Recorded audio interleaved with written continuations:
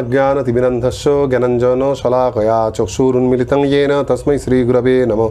नमो विष्णुपादाय कृष्णपृष्ठाय भूतले श्रीमते भक्तिवेदांत स्वामिनीति नामिने। नमस्ते सारस्वती देवे गौरवाणी प्रचारिणे निर्विशेष शून्यवादी पाश्चात्यदेशधारिणे। वाञ्छाकल्पतरुभ्यश्च कृपा सिन्धुभ्यो एव च पतितानां पावनेभ्यो वैष्णवेभ्यो नमो नमः। जय श्री कृष्ण चैतन्य प्रभु नित्यानंद श्री अद्वैत गदाधर श्रीवासादि गौर भक्तवृंद। हरे कृष्ण कृष्ण कृष्ण हरे हरे, हरे राम राम राम हरे हरे। हरे कृष्ण।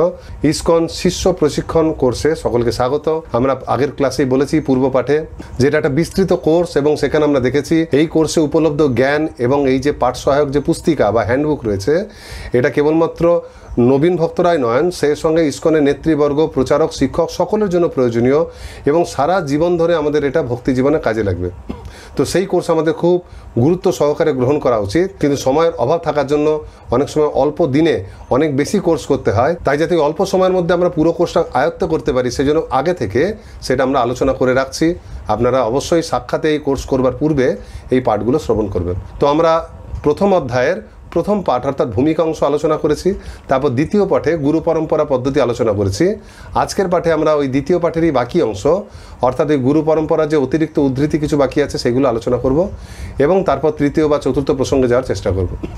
তো দ্বিতীয় প্রসঙ্গে নিয়ে আমরা আলোচনা করেছিলাম গুরু পরম্পরা পদ্ধতি।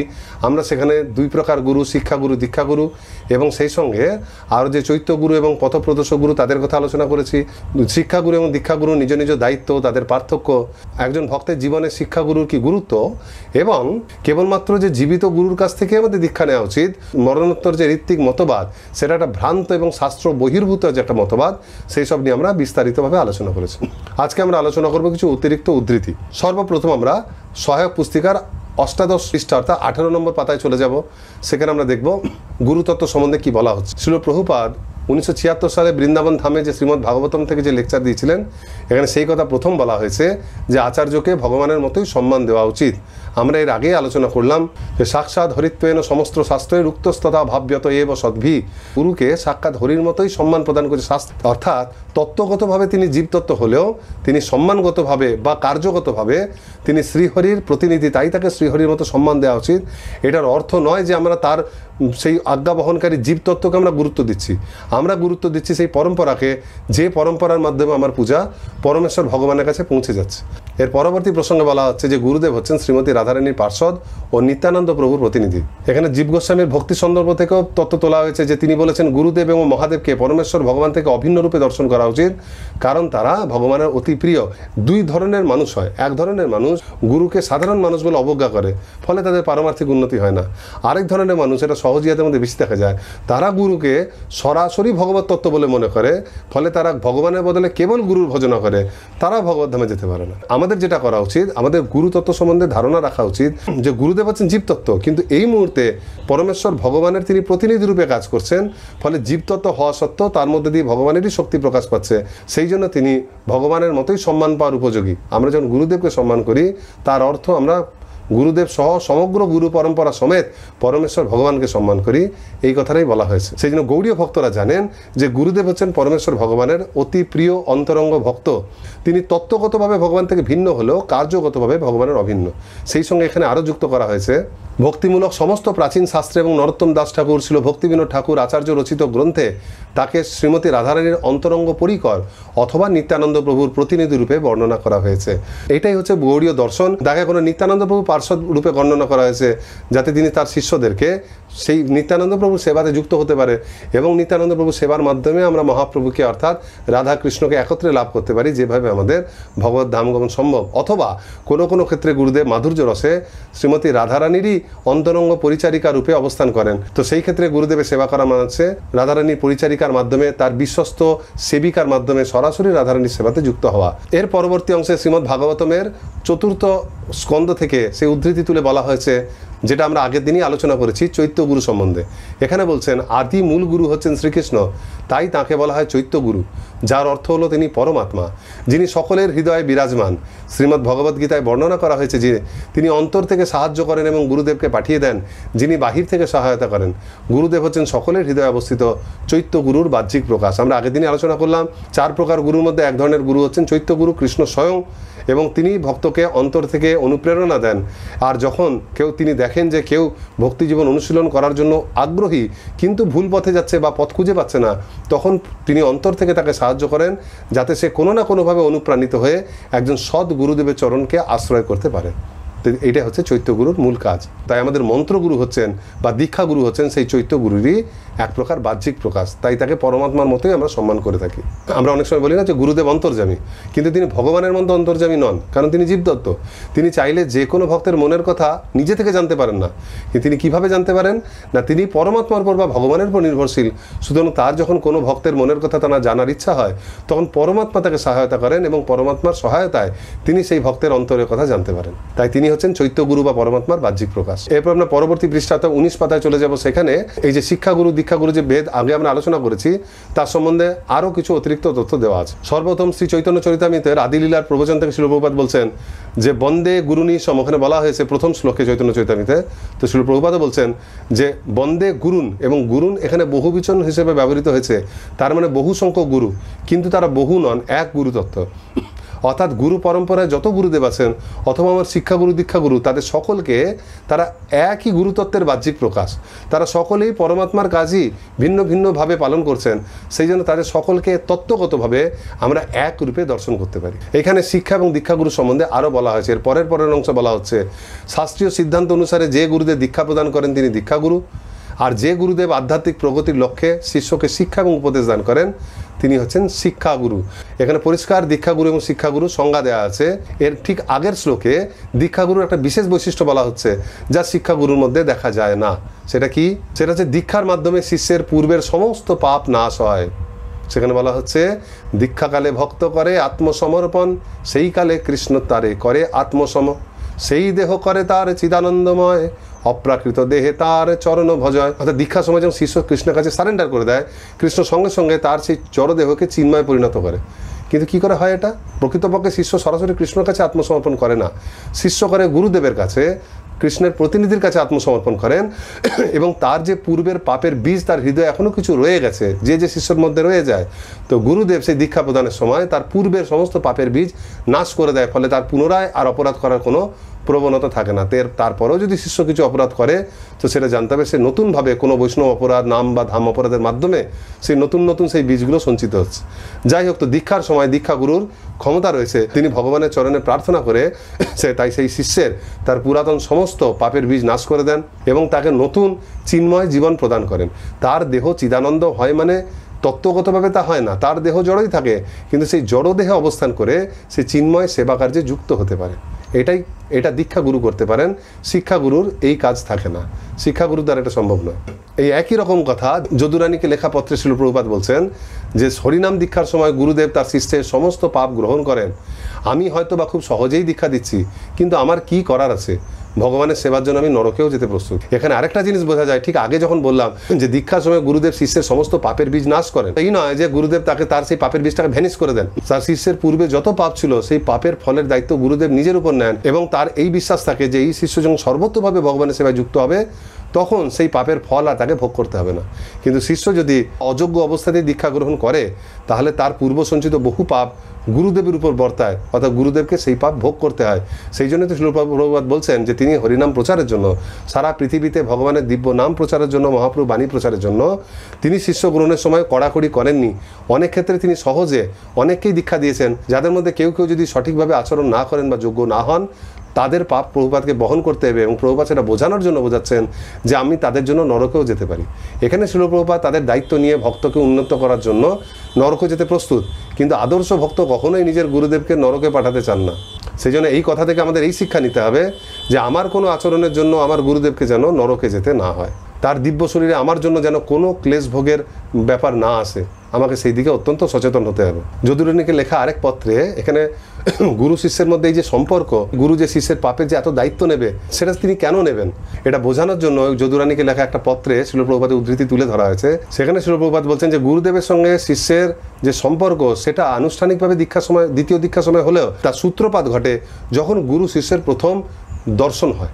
শিষ্য যখন শ্রদ্ধাপূর্ণভাবে গুরুকে আইডেন্টিফাই করে, হ্যাঁ অনেক ক্ষেত্রে দেখা যায় শিষ্য গুরুদেবকে প্রথম দর্শনে অবজ্ঞা সহকারে দেখেছে, দর্শনই করেনি, বুঝতেই পারেনি, এখানে সেই দর্শনের কথা বলা হচ্ছে না।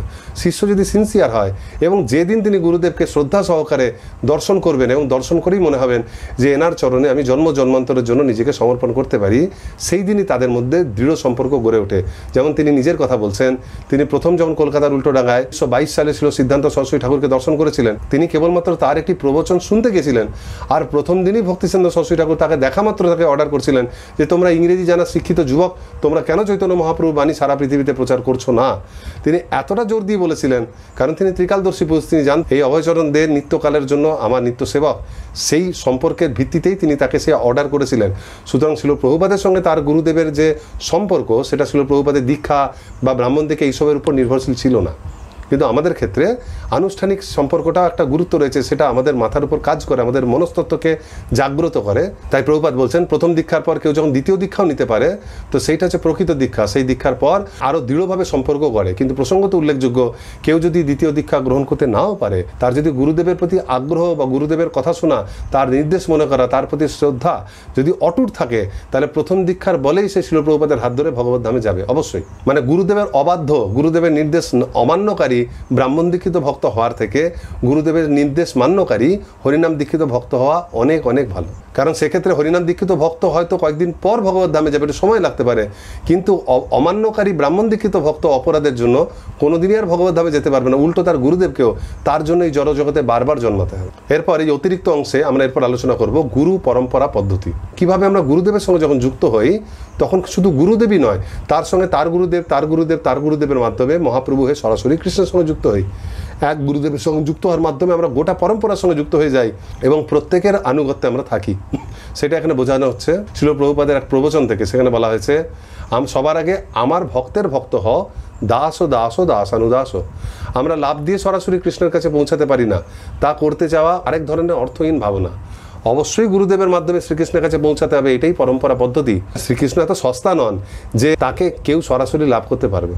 অনেকে বলে ও আমি কেন গুরু গ্রহণ করব, আমি সরাসরি কৃষ্ণের সান্নিধ্য লাভ করব না। কৃষ্ণ সেটি কিছুতেই গ্রহণ করেন না। মগ্ধভক্ত পূজাভ্যাধিক। কৃষ্ণ বলছেন সবার আগে আমার ভক্তের ভক্ত হও। চৈতন্য মহাপ্রভু বলছেন গোপীর ভর্তুর পদকমলয়র দাস ও দাস অনুদাস, আমি কৃষ্ণের দাসের দাসের অনুদাস। অর্থাৎ বলার অর্থ হচ্ছে, আমরা আগে আলোচনা করেছি যে গুরু গ্রহণের প্রয়োজনীয়তা। আমরা যদি মনে করি সরাসরি কৃষ্ণের আমি সেবা করব, তো সেটা আমার মনোধর্ম প্রসূত। কারণ কৃষ্ণর কি ভালো লাগবে না লাগবে সেটা আমি জানি না, আমি আমার মনের কথা ভেবে করতে থাকবো।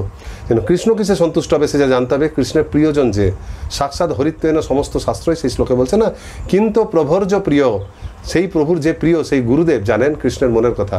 তাই গুরুদেবের মাধ্যমে আমাদের সেবা শুরু করতে হয়। সেই গুরুদেবের সেবা করলে তার গুরুদেবকে সন্তুষ্ট করা যায়।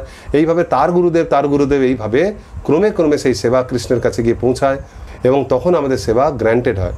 সেই জন্য কৃষ্ণও বলছেন, চৈতন্য মহাপ্রভুও বলছেন যে সবার আগে আমাদের হওয়া উচিত কৃষ্ণের দাসের অনুদাস।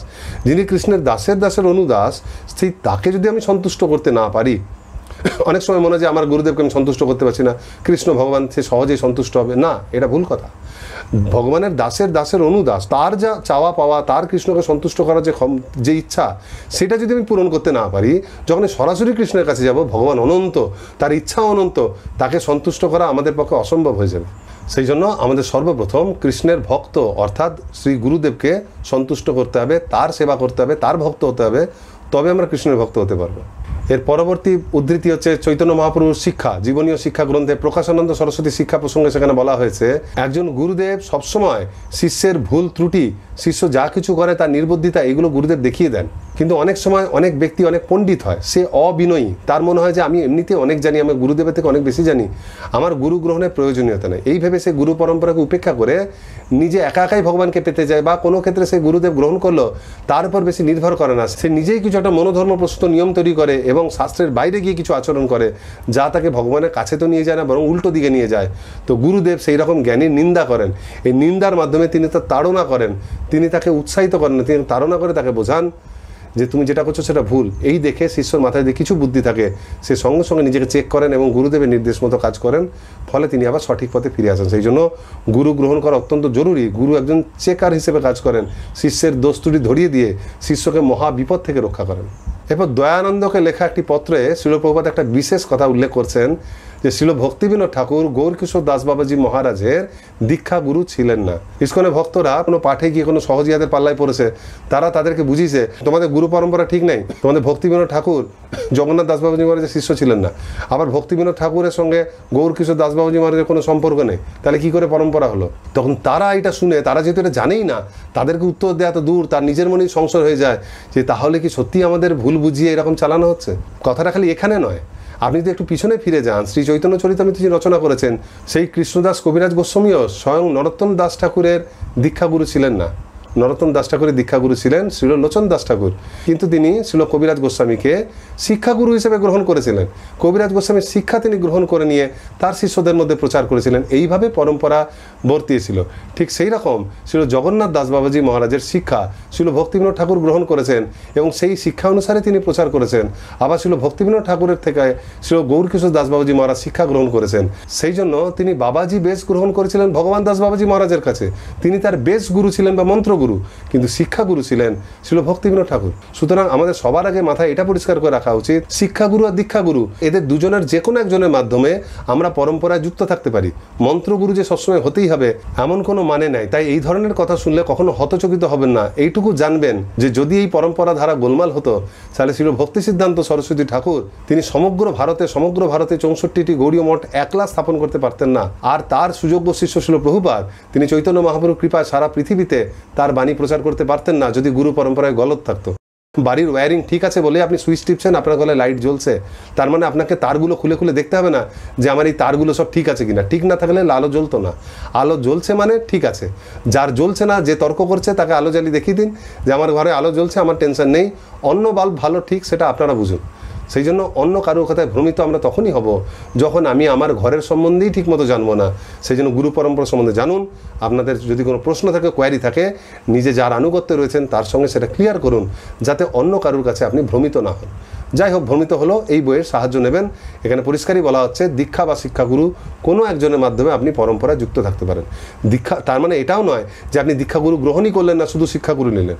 মন্ত্র দীক্ষা জরুরি, কিন্তু কোনো কারণে এদের ক্ষেত্রে যখন আমরা দেখি এনারা তাদের দীক্ষাগুরুর কাছ থেকে দীক্ষা নেওয়ার পর শিক্ষা নেওয়ার সুযোগ পাননি, তো সেই জন্য তারা অপর একজন যোগ্য শিক্ষাগুরুর কাছ থেকে শিক্ষা নিয়েছেন। তো আমরাও সেই অবস্থায় সেরকম করতে পারি। আমরা কোনো এক জায়গায় দীক্ষা নিয়ে যদি অন্য কোনো দূরের মন্দিরে সেবা করতে যাই, যেখানে কোনো অন্য গুরুদেব সেবা করছে, শিক্ষা দিচ্ছেন, তাহলে আমরা তাকেও শিক্ষাগুরু রূপে বরণ করতে পারি, যদিও আমাদের প্রধান শিক্ষাগুরু হচ্ছেন স্বয়ং শ্রীল প্রভুপাদ। এর পরবর্তী প্রসঙ্গে শ্রীল প্রভুপাদ কীর্তনানন্দকে লেখা পত্রে আবার সে একই কথা বলছেন যে পরম্পরার অর্থ এই নয় যে কাউকে সরাসরি কারো শিষ্য হতে হবে। তার মানে হচ্ছে এখানে আমরা যে শ্রীল প্রভুপাদের পরম্পরাতে রয়েছি, আমরা শ্রীল প্রভুদের শিক্ষা গ্রহণ করছি, তো আমরা তার সেই ধারাতে তার শিষ্যের কাছে আমরা দীক্ষা গ্রহণ করতেই পারি বা তার শিষ্যের কাছে। এর অর্থ এই নয় যে আমাকে সরাসরি শ্রীল প্রভুপাদের কাছেই দীক্ষা নিতে হবে। তিনি উদাহরণ দিচ্ছেন যে অর্জুনকে ভগবান যেমন গীতা ব্যাখ্যা করেছেন, আমরা ভগবদ্গীতা যথাযথতে এইভাবেই ব্যাখ্যা করেছি। তো এইভাবে আমরা সেই ভগবদ্গীতা যথাযথ পাঠ করে সরাসরি কৃষ্ণেরই আনুগত্যে থাকছি। তার প্রভুপাদ আরও ভালো উদাহরণ দিচ্ছেন, একটা বৃক্ষের মূল কাণ্ড থেকে কতগুলো শাখা বেরায়, মূল শাখা, সেই শাখা থেকে উপশাখা, আরও শাখা, এবং প্রত্যেকটা শাখাতে পাতা ধরে। যে কোনো একটা শাখার যে কোনো একটা পাতা পেড়ে যদি আমরা পেষণ করে দেখি, তো সেই পাতার যা স্বাদ আর অন্য শাখাতে ধরা পাতার একই স্বাদ, যেহেতু মূলটা এক। ঠিক সেই রকম পরম্পরার মূল যখন এক থাকে, আমরা সেই পরম্পরায় আগত ভিন্ন ভিন্ন গুরুর মাধ্যমে যখনই বা দীক্ষা গ্রহণ করি না কেন, তারা সবাই যেহেতু প্রভুপাদের কাছ থেকে আসছেন, আমাদের সকলে একই আমরা শিক্ষা লাভ করব। আমাদের সরাসরি নিজের গুরুদেবকে ত্যাগ করে বা প্রভুপাদের প্রতিনিধিদের ত্যাগ করে সরাসরি মন গড়াভাবে প্রভুপাদের কাছে জোর করে যাওয়ার চেষ্টা করাটা বৃথা। এর পরবর্তী অংশ একই কথা বলা হয়েছে যে গুরুতত্ত্ব একই তত্ত্ব, যেহেতু একই শিক্ষা আসছে সেজন্য একই তত্ত্ব। তো এইখানে আমাদের গুরুতত্ত্ব প্রসঙ্গ শেষ।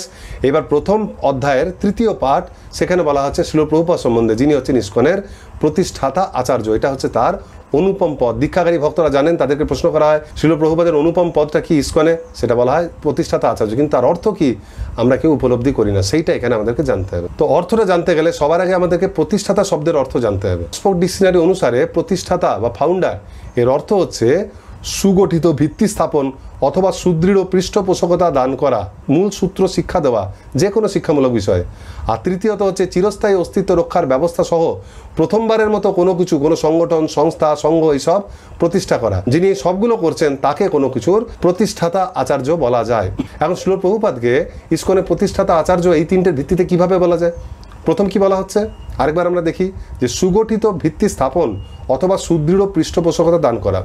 তো ইসকনের ভিত্তি কে স্থাপন করেছেন আমরা জানি, শিল প্রভুপাদ এককভাবে ইসকনের ভিত্তি স্থাপন করেছেন সুগঠিতভাবে। তিনি রাষ্ট্রসংঘের মাধ্যমে এটা স্থাপন করেছেন, সেই জন্য এটা হচ্ছে একটা ইন্টারন্যাশনাল সোসাইটি। তিনি সারা পৃথিবী জুড়ে তার এই প্রচারের জন্য তো এটা স্থাপন করেছেন সুগঠিতভাবে।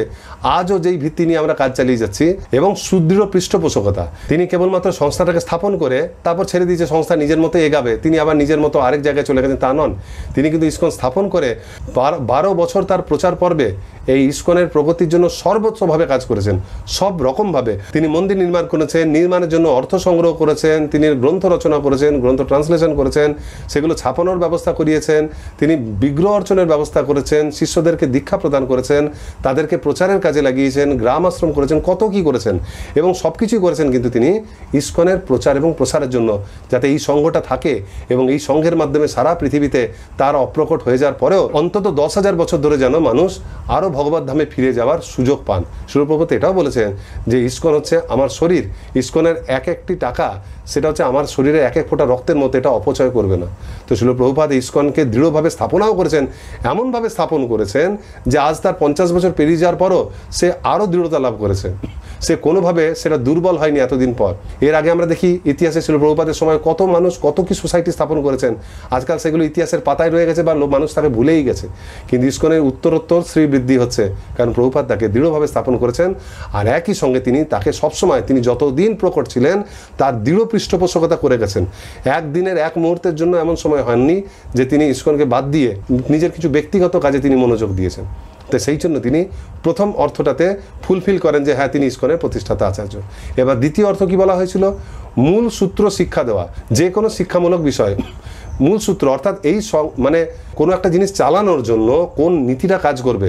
যেমন ইসকনের যে মূল সূত্র, ইসকনের মূল উদ্দেশ্য হচ্ছে কৃষ্ণ সেবা, কিন্তু সেটাও সরাসরি কৃষ্ণ সেবা না, গুরুদেবের মাধ্যমে এবং সর্বোপরি রূপানুগ শ্রী চৈতন্য মহাপ্রভুর ধারায়, ছিল সিদ্ধান্ত সরস্বতী ঠাকুরের আনুগত্যে, ছিল প্রভুপাদের বিশেষ করে আনুগত্যে। এবং সেই জন্য তার জন্য আমাদের কি কি শিক্ষা দরকার, কতটুকু জ্ঞান এইটার জন্য যথেষ্ট, এই সব কিছু তিনি সমস্ত কিছু মেপে ঝোপে তার সমস্ত গ্রন্থের মধ্যে লিখে দিয়েছেন। ভগবদ্গীতা, ভাগবতম, শ্রী চৈতন্য চরিতামৃত, আরও তার সমগ্র ছোট গ্রন্থে। এবং সেইগুলো দিয়ে আজকাল ভক্তিশাস্ত্রী, ভক্তি বৈভব, ভক্তি বেদান্ত, ভক্তি সার ইত্যাদি কোর্সগুলো তৈরি হচ্ছে, সেগুলোর পরিকল্পনাও তিনি দিয়ে গেছিলেন। তো এইভাবে এই সংস্থাটাকে চালানোর জন্য মূল সূত্র কি হবে, মূল শিক্ষাটা কি থাকবে, কোন শিক্ষার উপর, কোন নীতির উপর নির্ভর করে আমরা এই সংস্থাকে চালাবো, সেটাও তিনি নির্ধারণ করেছেন। সেই জন্য তিনি এর সংস্থাপক আচার্য। আর তৃতীয় অর্থে বলা হচ্ছে যিনি প্রথমবারের মতো কোনো কিছু স্থাপন করেন, এবং খালি স্থাপন নয়, চিরস্থায়ী অস্তিত্ব রক্ষার ব্যবস্থা সহ, মানে স্থাপন করে এমন একটা ব্যবস্থা করে দেয় যাতে সেটা কোনোদিন নষ্ট না হয়, চিরকাল যেন এটা থেকে যায়, এমন কিছু জিনিস যেটা স্থাপন করেন তাকে তার প্রতিষ্ঠাতা বলা যায়। তো দেখুন, ইসকনে অনেক কিছু শিল প্রভুপাদ স্থাপন করেছেন। শিল প্রভুপাদ যখন ইসকন সোসাইটি স্থাপন করেছেন, সেই সঙ্গে গ্রন্থ ছাপানোর জন্য তিনি ভক্তি বেদান্ত বুক ট্রাস্ট বা বিবিটি স্থাপন করেছেন। তিনি ভক্তি বেদান্ত গুরুকুল স্থাপন করেছেন, প্রথম স্থাপন করেছেন ডালাসে, টেক্সাসে, তারপর এখন তো মায়াপুরে, বৃন্দাবন ধামে, আরও নানান জায়গাতে এইরকম গুরুকুল গড়ে উঠেছে। তিনি গ্রাম আশ্রম গড়ে তুলেছেন, অসংখ্য মন্দির স্থাপন তিনি করেইছেন। তার জীবদ্দশায় তিনি 108টি মন্দির স্থাপন করেছেন। তিনি প্রচার কেন্দ্র তৈরি করেছেন, নানা ধরনের, নানা কিছু আমরা বলে শেষ করতে পারবো না। তো এই সব কিছুর প্রতিষ্ঠাতা আচার্য তিনি। এবং এর বাইরেও আরও কিছু থাকতে পারে যেগুলো আপনারা ভেবে বার করবেন। আমরা অল্প সময়ে সব কিছু আলোচনা করতে পারি না, তবে এর সঙ্গে এগুলো চালানোর জন্য যে নীতি সেইগুলোও তিনি নির্ধারণ করেছেন। কিছু বিশেষ নীতি আছে যেটা শিল প্রভুপাদ নির্ধারণ করেছেন, যেমন প্রতিটি শিষ্যের প্রত্যেক দিন মঙ্গল আরতি অ্যাটেন্ড করা। অন্যান্য পরম্পরাতেও বলা থাকে বা গৌড়ীয় পরম্পরাতেও মঙ্গল আরতি রয়েছে, কিন্তু এত দৃঢ়তার সঙ্গে যে দীক্ষা নিতে গেলে মঙ্গল আরতি আপনাকে প্রত্যেক দিন অ্যাটেন্ড করতে হবে, এটা এত দৃঢ়তার সঙ্গে সবাই বলে না। শিল প্রভুপাদ এটা নিয়ম করেছেন যে মঙ্গল আরতি অবশ্যই আমাকে অ্যাটেন্ড করতে হবে। হচ্ছে মঙ্গল আরতিতে এই যে গুরবাষ্টকম সংসার দাবানল লীড়রক, গুরবাষ্টকমকে ব্রাহ্ম মুহূর্তে কীর্তন করার জন্য শাস্ত্রে বলা আছে। সেটা ব্রাহ্ম মুহূর্তে আমি থেকে উঠেও কীর্তন করতে পারি, আরতির আগে বা পরেও করতে পারি, কিন্তু মঙ্গল আরতির সময় যেই কীর্তন হবে এইটা শিল প্রভুপাদ ঠিক করেছেন। সেই জন্য দেখবেন বিভিন্ন মঠে মঙ্গল আরতির সময় তাদের পছন্দসই যাই কীর্তনই করা হোক না কেন, ইস্কনের যে কোনো মন্দিরে মঙ্গল আরতি সংসার দাবানল বলেই করা হয়। এটা শিল প্রভুপাদ নির্ধারণ করেছেন। তারপর ভগবানের খুব সুন্দর করে বিগ্রহ শৃঙ্গার করা। সবচেয়ে বড় হচ্ছে প্রত্যেক দিন শিল প্রভুপাদের গুরু পূজা করা।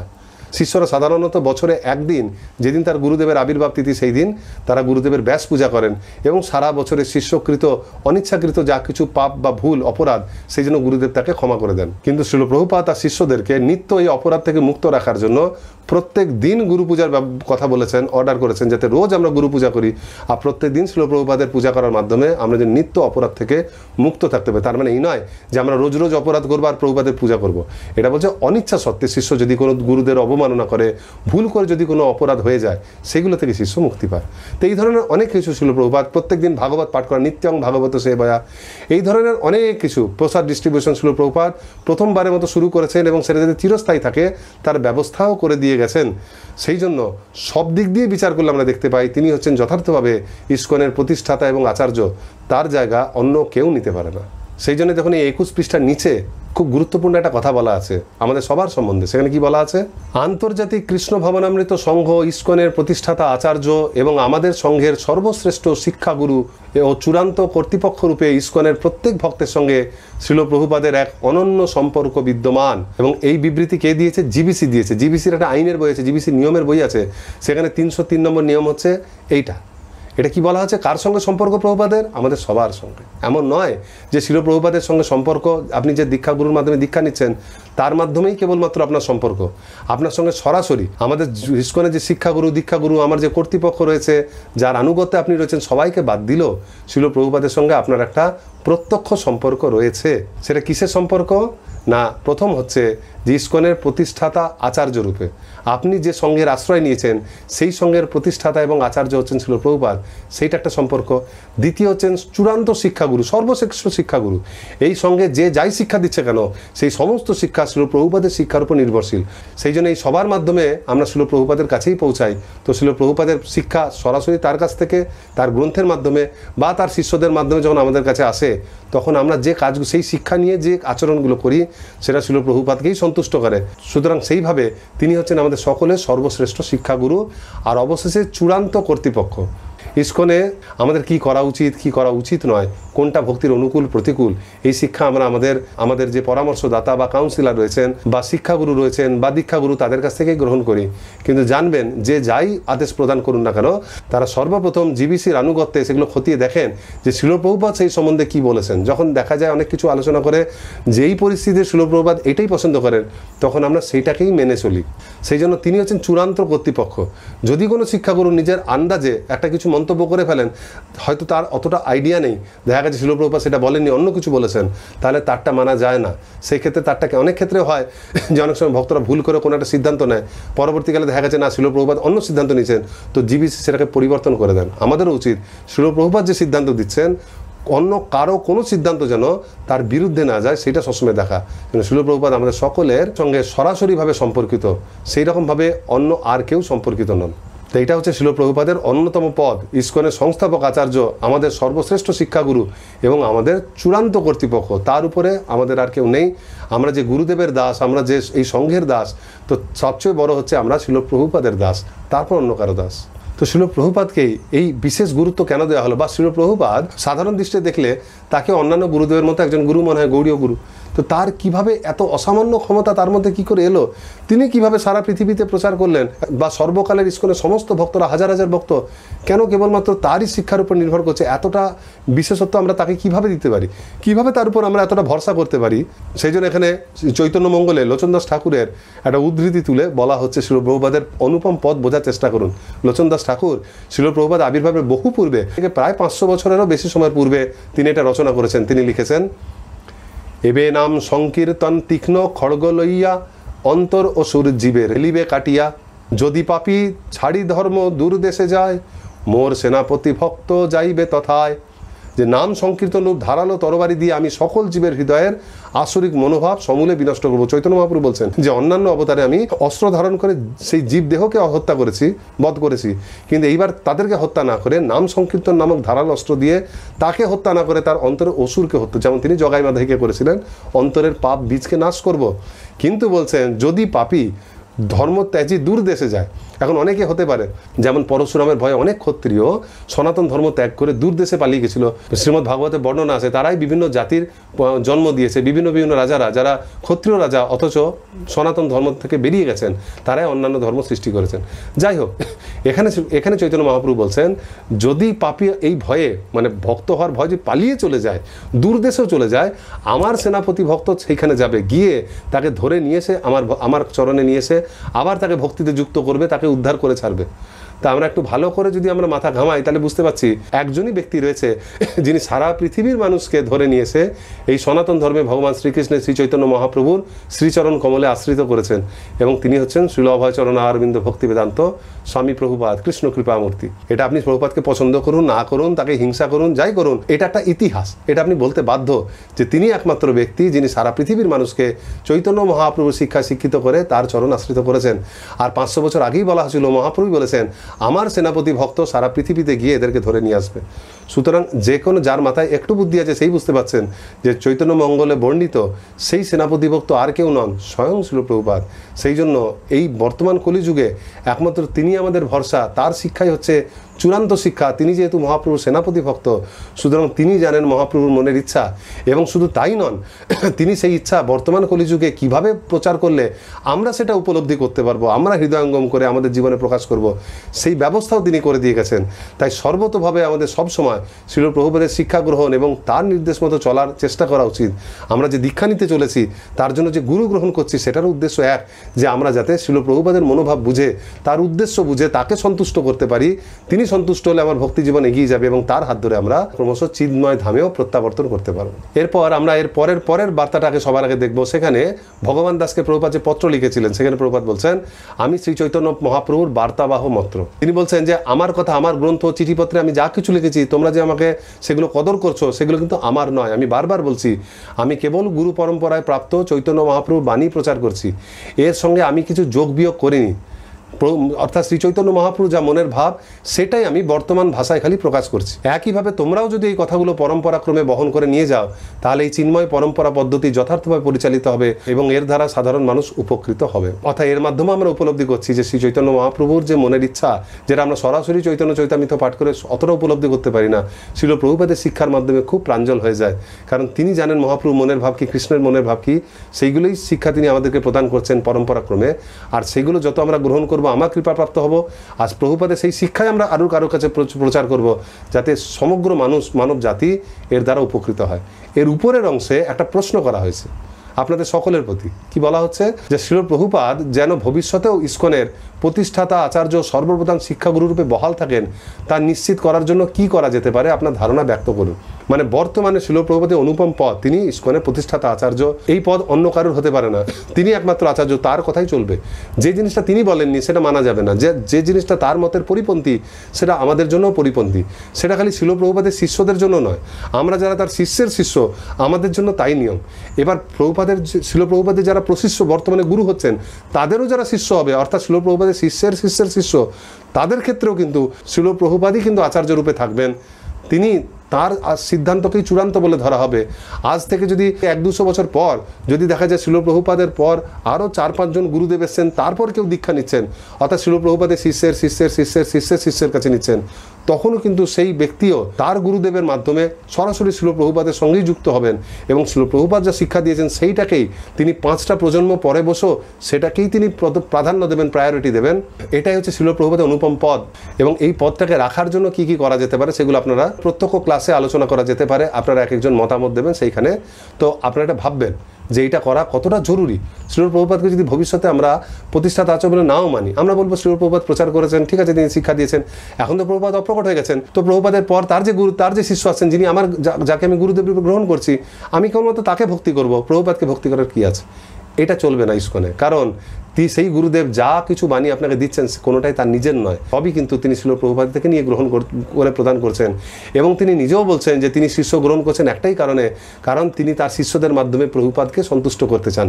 আপনার গুরুদেবও চান আপনি যেন শিল প্রভুপাদের প্রতি অনুরক্ত হন, আপনি যেন শিল প্রভুপাদের সঙ্গে যুক্ত হন, এটা আপনার গুরুদেবেরও ইচ্ছা।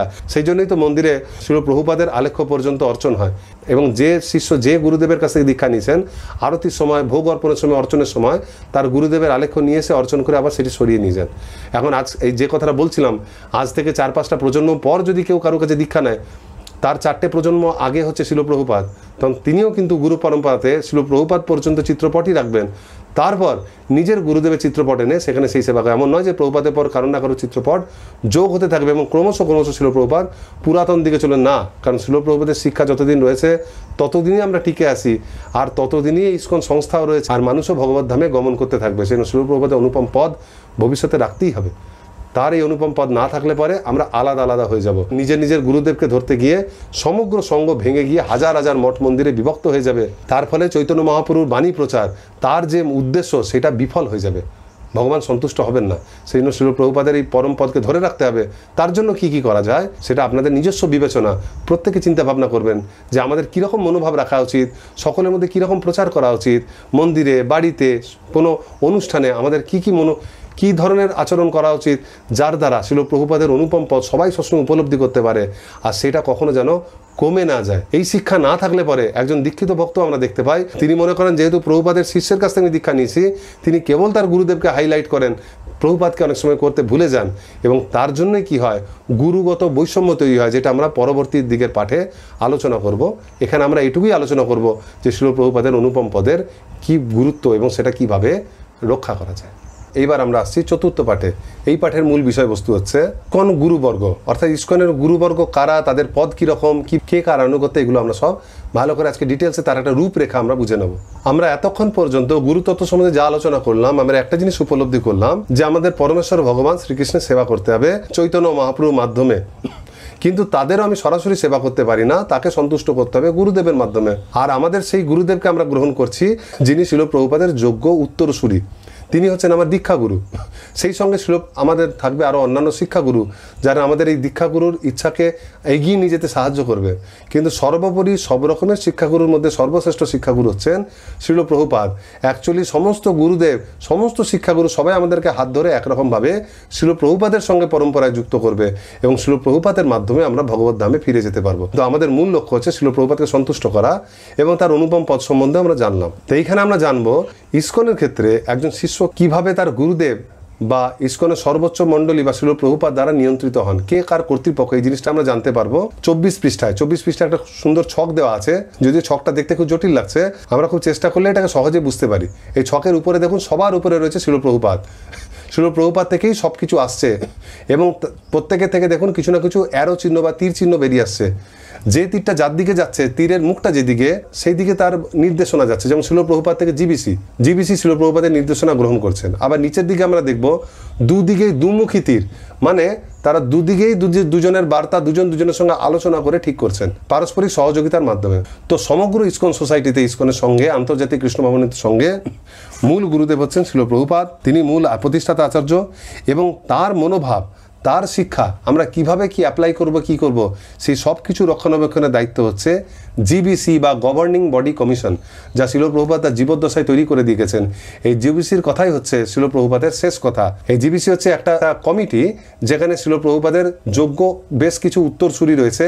তারা অনেকে গৃহস্থ, অনেকে সন্ন্যাসী, অনেকে ব্রহ্মচারী, কিন্তু তারা সবাই হচ্ছেন শিল প্রভুপাদের উত্তরসূরি, যারা শিল প্রভুপাদের শিক্ষাকে আমাদের কাছে নিয়ে আসেন। এই জিবিসি একসঙ্গে 5টি জিনিসকে নিয়ন্ত্রণ করেন। সবার আগে দেখুন, জিবিসি সন্ন্যাস মিনিস্ট্রিকে নিয়ন্ত্রণ করেন। জিবিসি শিক্ষা দেয় যে যারা সন্ন্যাসী হবে তাদের মান কেমন হবে, সেটা ঠিক করে সন্ন্যাস মিনিস্ট্রি আবার শিষ্যদেরকে সন্ন্যাস প্রদান করেন। এই সন্ন্যাসী আবার মন্দিরের অধ্যক্ষকে শিক্ষা প্রদান করেন। মন্দিরের অধ্যক্ষ আবার মন্দিরের শিষ্যকে সেই শিক্ষা প্রদান করেন। আবার সরাসরি সন্ন্যাসী অনেক সময় মন্দিরে থেকে সেই মন্দিরের শিষ্যদেরকে শিক্ষা প্রদান করেন। এই প্রভুপাদের শিক্ষা নেমে এলো। দ্বিতীয় হচ্ছে জিবিসি অনেক সময় সন্ন্যাস মিনিস্ট্রির মাধ্যমে সন্ন্যাসীকে যেমন নিয়ন্ত্রণ করেন, তেমনি সরাসরি জিবিসি সন্ন্যাসীদেরকেও শিক্ষা প্রদান করেন, যে শিক্ষা সন্ন্যাসী গ্রহণ করার পর ওই মন্দির অধ্যক্ষ বা শিষ্যের কাছে বর্তায়। অনেক সময় লোকাল জিবিসি থাকে এক একটা অঞ্চলের জন্য, যেখানে প্রচার খুব বেশি, তাকে বলে লোকাল জিবিসি। তিনি সেই জায়গায় সব কিছু দেখেন। মূল জিবিসি সেই লোকাল জিবিসির সঙ্গে ইন্টারাকশন করেন, তাকে নির্দেশনা প্রদান করেন। আঞ্চলিক জিবিসি সেখানকার সন্ন্যাসীর সঙ্গে ইন্টারাকশন করেন, তার সঙ্গে আদান প্রদান আলোচনা করেন এবং তাকেও নির্দেশনা প্রদান করেন এবং সন্ন্যাসীর মাধ্যমে মন্দির আলোচিত হয়। একই সঙ্গে সেই আঞ্চলিক পর্ষদ, আঞ্চলিক জিবিসি, সেখানে যদি কোনো গৃহস্থ প্রচার থাকে, নামহট্ট কোঅর্ডিনেটর, তাকেও সেই আঞ্চলিক পর্ষদ যথাযথ নির্দেশনা প্রদান করেন। যারা মন্দিরে থাকে না, গৃহে থেকে ভক্ত হন। এই নামহট্ট কোঅর্ডিনেটর আবার গৃহস্থ শিষ্য বা শ্রদ্ধাবান যারা গৃহে থেকে ভক্তি করছে তাদেরকে যেমন শিক্ষা প্রদান করেন, একই সঙ্গে আবার যদি সেই এলাকায় নামহট্টের কোনো মন্দির স্থাপিত রয়েছে, যারা নামহট্ট কোঅর্ডিনেটরের মাধ্যমে সেখান থেকে শিক্ষা নিচ্ছে, সরাসরি কোনো সন্ন্যাসীর আনুগত্য নেই, সেখানে নামহট্ট কোঅর্ডিনেটর সেই মন্দিরের অধ্যক্ষ এবং শিষ্যদেরকেও শিক্ষা প্রদান করেন। এরপর জিবিসি থেকে নির্দেশনা আসে গুরুদের প্রতি, যারা বর্তমানে ইসকন গুরু রয়েছেন। জিবিসি দুইভাবে করেন, এক হচ্ছে সরাসরি গুরুকে নির্দেশনা প্রদান করেন, আর এক হচ্ছে গুরু পরিষেবা কমিটির মাধ্যমে গুরুকে নির্দেশনা প্রদান করেন, যারা গুরুদেবের যোগ্যতা সমস্ত কিছু খেয়াল রাখেন, যে সঠিক তিনি গুরু হওয়ার যোগ্য কিনা, এই সমস্ত কিছু মান যেন প্রতিষ্ঠিত থাকে, ঠিকঠাক থাকে, সেগুলো তারা লক্ষ্য রাখেন। গুরুদেব আবার সেই আঞ্চলিক জিবিসির সঙ্গে আদান প্রদান করে থাকেন, যার সঙ্গে পারস্পরিক সহযোগিতার মাধ্যমে তিনিও প্রচার করেন। অনেক সময় গুরুদেব যে মন্দিরের নিকটে রয়েছেন বা যে মন্দিরে তিনি সরাসরি যুক্ত থাকেন, যেখানে তাকে তিনি উপলব্ধ, সেই সরাসরি তিনি সেই মন্দির অধ্যক্ষকেও নির্দেশনা প্রদান করেন। আবার অনেক সময় গুরুদেব নামহট্ট কোঅর্ডিনেটরের সঙ্গেও সহযোগিতার মাধ্যমে তাকেও নির্দেশনা প্রদান করেন এবং একই সঙ্গে মন্দিরের অধ্যক্ষ যেমন মন্দিরের শিষ্যকে নিয়ন্ত্রণ করেন, তিনি গৃহস্থ শিষ্যকেও নির্দেশনা প্রদান করেন। আবার একইভাবে নামহট্ট কোঅর্ডিনেটরও এই দুই রকম ভক্তকেই নিয়ন্ত্রণ করেন। আর অবশেষে সরাসরি কোনো ক্ষেত্রে সেখানে লোকাল কোনো জিবিসি বা কোনো নামহট্ট কোঅর্ডিনেটর বা কোনো মন্দির নেই, সেখানে সরাসরি আর শ্রদ্ধাবান শিষ্য বা গৃহস্থ শিষ্যদেরকেও নির্দেশনা প্রদান করেন। সুতরাং কোনো না কোনোভাবে আমরা শিল প্রভুপাদের শিক্ষা পেয়েই থাকি, কিন্তু সব শিক্ষা আমাদের জিবিসির মাধ্যমে আসে। আমরা যদি নিজেদের অবস্থান দেখতে যাই, তাহলে আমাদের একদম শীর্ষে দেখতে হবে আমরা কোনটা, আমরা বাঁ দিকের মন্দিরের শিষ্য, মন্দিরের প্রেসিডেন্ট আমি, নাকি আমি ঘরের শিষ্য বা গৃহে অবস্থিত শ্রদ্ধাবান। বেশিরভাগ ক্ষেত্রে দেখা যায় আমরা হচ্ছে গৃহস্থ শিষ্য বা শ্রদ্ধাবান। তো সেই ক্ষেত্রে আমরা কোথা থেকে নির্দেশনা পাই? এক হচ্ছে কোনো ক্ষেত্রে সরাসরি গুরুর কাছ থেকে পাই, তিনি জিবিসির কাছ থেকে নির্দেশনা আনেন, সেটা আমাদের ক্ষেত্রে খুব কমই হয়। দ্বিতীয়ত আমরা পেতে পারি আর দুটো জায়গা থেকে, একটা হচ্ছে মন্দির আর একটা হচ্ছে নামহট্ট। যেখানে লোকালিটিতে মন্দির রয়েছে, সেখানে সেই মন্দিরের যিনি প্রেসিডেন্ট, মন্দিরের তার কাছ থেকে সরাসরি গুরুদেবের যে শিক্ষা তার কাছে আসছে, বা লোকাল জিবিসি এবং জিবিসির যে শিক্ষা সন্ন্যাসীর মাধ্যমে এবং গুরুর মাধ্যমে যে তার কাছে আসছে, আমাদের গৃহস্থ শিষ্যদেরকে প্রদান করে থাকেন। অথবা আমার লোকালিটিতে যদি কোনো এরকম মন্দির না থাকে, তাহলে সেখানে নিশ্চয়ই নামহট্ট প্রচার রয়েছে বা অন্য ধরনের ভক্তিবৃক্ষ আদি কোনো গৃহস্থ প্রচার রয়েছে, কংগ্রিগেশন প্রচার। তো সেই কংগ্রেগেশন প্রচারের যিনি কোঅর্ডিনেটর, সেই কোঅর্ডিনেটরের মাধ্যমেও আমরা সেই গুরুদেবের শিক্ষা, আঞ্চলিক পর্ষদের যে শিক্ষা, সেগুলো সবই লাভ করি। অনেক সময় কোঅর্ডিনেটর সরাসরি প্রচার করেন না, তাদের আনুগত্যে আবার লোকাল প্রচারক থাকে, তারা আবার প্রচার করে। তো যাই হোক, সব অবস্থাতে আমরা মন্দিরেই থাকি বা গৃহে থাকি, আমাদের কাছ থেকে গুরুদেবের মাধ্যমে, সন্ন্যাসীর মাধ্যমে, কোঅর্ডিনেটরের মাধ্যমে অনেক রকমভাবে এই জিবিসি নির্দেশাবলী এসে পৌঁছায়, আর সবই আসে শিল প্রভুপাদের কাছ থেকে। সুতরাং আমরা চোখ বন্ধ করে দেখতে পাচ্ছি আমরা সর্বোপরি শিল প্রভুপাদের আনুগত্যে রয়েছি এবং তারপর জিবিসির আনুগত্যে। আর জিবিসির পর কেউ হয়তো সরাসরি গুরুদেবের আনুগত্যে রয়েছেন, কেউ গুরুদেব এবং লোকাল জিবিসির আনুগত্যে, বা কারো ক্ষেত্রে সন্ন্যাসী এবং নামহট্ট কোঅর্ডিনেটরের আনুগত্যে রয়েছেন, কেউ গুরু এবং নামহট্টের আন্ডারে, কেউ আবার মন্দির এবং গুরুর আন্ডারে। যেভাবেই হোক না কেন, আমরা প্রত্যেকে একাধিকভাবে জিবিসির নির্দেশ পেয়ে থাকি এবং জিবিসির মাধ্যমে শিল প্রভুপাদের নির্দেশ পাই। সেই জন্য আমাদের এই জিনিসটা বুঝতে হবে যে আমরা কার আনুগত্যে রয়েছি, ঠিক সেই রকমভাবে কাজ করতে হবে এমন নয়। এই ধারণা কখনই রাখা ভুল যে আমরা কেবলমাত্র গুরুদেবের আনুগত্যে রয়েছে, গুরুদেবই সবকিছু বলে দেবেন, আর কোনো থেকে কোনো কারো থেকে কোনো নির্দেশ আসবে না। অথবা আমি যে কোঅর্ডিনেটের আনুগত্যে রয়েছি সেই ব্যক্তিটাই আমার সব, সেই আমার শিক্ষাগুরু, সেই পথপ্রদর্শক গুরু, সেই আমার সব কিছু, আর কেউ আমাকে কিছু বলতে আসবে না। সেই যদি কালকে ইসকন ছেড়ে চলে যায়, আমিও তার সঙ্গে সব গুটিয়ে পাঠিয়ে চলে যাব। এটা ভুল ধারণা। একজন ব্যক্তি পাহাড়ের চূড়ো থেকে নামছিল দড়ি বেঁধে, কোমরে দড়ি বেঁধে, এবং সে 3-4টে দড়ি বেঁধেছিল, আর 3-4টে দড়ি 3-4জন লোক ধরেছিল। তাদের মধ্যে কোনো একজন ব্যক্তি যে তাকে খুব বেশি ভালোবাসে, সেই ব্যক্তি যদি কোনো কারণে দড়িটা ছেড়ে দেয়, তাহলে সঙ্গে সঙ্গে সেই যে পাহাড় থেকে নেমে আসে দড়ি বেয়ে, সে পড়ে যায় না। কেন? তার সঙ্গে আরও অন্যান্য দড়ি বাঁধা রয়েছে। যতক্ষণ সে 3-4টে দড়ির সঙ্গে বেঁধে রয়েছে, সে কখনোই পড়ে যাবে না। কিন্তু সে যদি স্বেচ্ছায় বলে যে না, আমি একটা দড়ির সঙ্গে লেগে থাকবো, এর সঙ্গে অন্য কোনো জায়গা থেকে কোনো শিক্ষা নেবো না, তাহলে সেই ব্যক্তির পতন অনিবার্য। সেই জন্য আমাদের কোনো না কোনোভাবে শিল প্রভুপাদের শিক্ষা একাধিক জায়গা থেকে নেওয়া উচিত। অবশ্যই আমি কোনো একজন কর্তৃপক্ষের আনুগত্যে সেবা করব, কিন্তু শিক্ষা আমাকে জায়গা থেকে নেই, এবং কোনো মন গড়া শিক্ষা নয়। আমাকে দেখতে হবে আমি যেখান থেকেই শিক্ষা নিচ্ছি সেটা হবে আইদার গুরুদেব, অথবা কোনো নামহট্ট কোঅর্ডিনেটর, অথবা মন্দির অধ্যক্ষ, অথবা সন্ন্যাসী। এদের মাধ্যমেই কিন্তু আমি শিক্ষা গ্রহণ করব, যারা সবাই জিবিসি দ্বারা পরিচালিত। তাতে কি হবে, আমি কোনো সময় যদি সময়ের প্রয়োজনে বা স্থানকাল পাত্রভেদে কোনো একজনের থেকে শিক্ষা গ্রহণ না পাই, শিক্ষা নিতে না পারি, অসমর্থ হই, তাহলে অন্যান্যরা আমাকে পুষ্টি দিয়ে ভক্তি জীবনে বাঁচিয়ে রাখবে। এই পাতা শেষে বলা হচ্ছে যে এই কাঠামোটা কোনো প্রশাসনিক আজ্ঞাপত্র নয়, কেবল শিক্ষাদানের উদ্দেশ্যে ব্যবহৃত। এমন বলে দেওয়া হলো না যে তোমাকে এর কথাই মানতে হবে, এখানে লেখা আছে, এখান থেকে তোমার কাছে অ্যারো চিহ্ন আসছে, মানে এর কাছ থেকে শিখতে, এইটা নয়। এটার মধ্যে আমাকে শেখানো হচ্ছে যে কিভাবে ইসকন সদস্যগণ শিল প্রভুপাদ ও জিবিসি নির্দেশনা অনুসারে পরিচালিত হবে, এবং ইসকনে যে বহু কর্তৃপক্ষ রয়েছে তাদের সবাইকে সম্মান করার পাশাপাশি সহযোগিতা ভাব নিয়ে তাদের সেবা করতে হবে। আমাদের সবাইকেই সেবা করতে হবে যাতে শিল প্রভুপাদ সন্তুষ্ট হন। তবে আমার মধ্যে সহযোগিতার মনোভাব থাকবে, নয়তো আমরা পৃথক হয়ে যাব। সেই জন্য কেউ যদি মনে করেন কোনো শিষ্য যে আমি এইটাকে মানি না, আমি খালি আমার গুরুদেবকে মানি, বা আমি আমার মন্দির কর্তৃপক্ষকে মানি, বা আমি আমার প্রচারককে মানি, আর কাউকে মানি না, তিনিও থাকতে পারেন। এমন নয় যে তাকে সঙ্গে সঙ্গে ইসকন থেকে বের করে দেওয়া হবে। কিন্তু এই কাঠামোটা না মানলে পরে তিনি নিজেই সমস্যার মধ্যে পড়বেন। সেই জন্য এই কাঠামোটা আমাদের এটা কঠোরভাবে আপনার উপর চাপিয়ে দেওয়া হচ্ছে না। যাই হোক, এরপর আমরা চলে আসবো 26 পৃষ্ঠায়। সেখানে গুরুদেবের মনোভাবের কথা বলা হচ্ছে। একজন ইসকনের গুরুদেব, তিনি এই কাঠামোটা জানেন এবং শিল প্রভুপাদের প্রতি তার যথেষ্ট আনুগত্য রয়েছে, এবং তার মনোভাব কি হওয়া উচিত সেটা সম্বন্ধে জানবো। এখানে প্রথমেই বলা হচ্ছে, এটা জিবিসির 303 নম্বর বিবৃতিতে বলা হয়েছে, যারা ঈশ্বরের দীক্ষা এবং শিক্ষাগুরু হিসেবে সেবা করার দায়িত্ব গ্রহণ করেছেন, শিল প্রভুপাদের প্রতিনিধি রূপে তারা তাদের কথা ও ব্যক্তিগত আচরণের মাধ্যমে প্রভুপাদের শিক্ষার অনুকরণীয় দৃষ্টান্ত স্থাপন করবেন। যারা দীক্ষাগুরু রূপে বর্তমান রয়েছেন তারা তো সেটা করছেনই, কিন্তু অনেক ক্ষেত্রে কি অনেক গৃহস্থ ভক্ত শিক্ষাগুরু রূপে সেবা করার দায়িত্ব পেয়ে যান, কিন্তু অনেক সময় তাদের ব্যক্তিগত আচরণ এমন হয়ে যায় যে পারস্পরিক কলহের জোরে তাদের শিক্ষা অনুকরণীয় থাকে না। মনে হয় না যে শিল প্রভুপাদ যা বলেছে তিনি সেই শিক্ষাই গ্রহণ করছেন। তো আমাদেরকে সেটা সবসময় খেয়াল রাখতে হবে। আজকে আমি যে নবীন ভক্ত, পরবর্তীকালে আমি কারো শিক্ষাগুরু হতে পারি, আমি প্রচারক হব, তো আমার আচরণ এমন হওয়া উচিত যে আমার আচরণ দেখা মাত্র লোকে বুঝবে যে শিল প্রভুপাদ এরকম শিখিয়েছে, ঠিক প্রভুপাদ যা বলেছে একেও জীবনে আমি সেটাই করতে দেখি। অর্থাৎ আমরা নিজেরা আচরণ করে তারপর তাদেরকে শিক্ষা দেব, এবং আমাদের শিক্ষার একটাই উদ্দেশ্য থাকবে যে আমি যাকে সাহায্য করছি, যাকে সেবার জন্য এগিয়ে নিয়ে যাচ্ছি, যাকে দীক্ষার জন্য আমি এগিয়ে নিয়ে যাচ্ছি, তিনি শিল প্রভুপাদ এবং আমাদের গুরু পরম্পরার সেবা করবেন। আমাদের কখনো এটা ভাবা উচিত নয় যে যিনি এগিয়ে যাচ্ছেন ভক্তিতে তিনি পরবর্তীকালে আমার সেবা করবেন, আমাকে হেল্প করবেন, সেইটা না।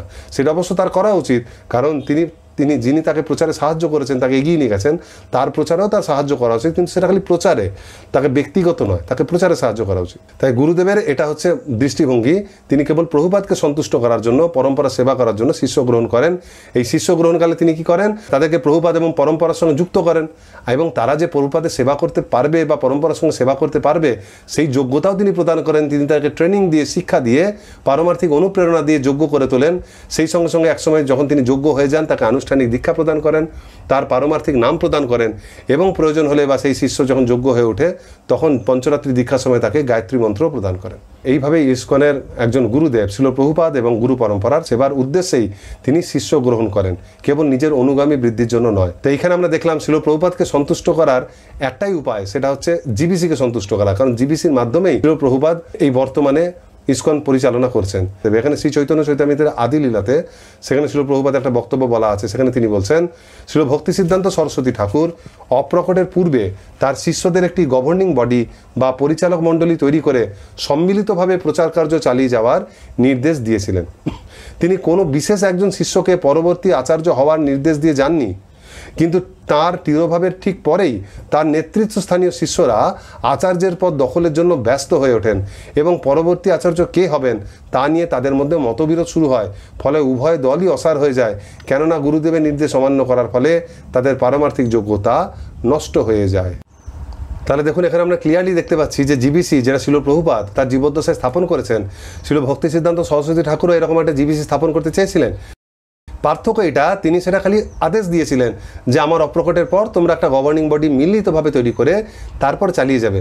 কিন্তু তার অপ্রকটের পর তারা প্রথমে একটা চালানোর চেষ্টা করেছিলেন, কিন্তু সেটা তারা আধখাপচা মন থেকে তারা এটা মানতে পারেনি যে শিষ্য গুরুদেবের কথা শুনবে, গভর্নিং বডি আবার কী জিনিস। তো তারা তার গুরুদেবের এই বাক্যটাকে অতটা মন দিয়ে নেননি বলে কোনো রকমে চালাচ্ছিলেন। ফলে কয়েকদিন পরই তাদের মনে হয় যে কোনো শিষ্য কী করবে সেটা গুরুদেব না বলে 10 জন মিলে বলবে, এটা কীরকম হচ্ছে। তারা এই মত থেকে অবিশ্বাসী হয়ে যায়, প্রত্যেকের মঠ নিয়ে আলাদা হয়ে যায় এবং তারা কেটে টুকরো টুকরো হয়ে যায়। ফলে তারা ভক্তির দিকে ঠিক থাকলেও তাদের সামগ্রিকভাবে যে প্রচারের ক্ষমতা সেটা হ্রাস পেয়ে যায়। সেই জন্য জিবিসি এটা ছিল ভক্তি সিদ্ধান্ত সরস্বতী ঠাকুরের সৃষ্টি করা, শিল প্রভুপাদের নয়।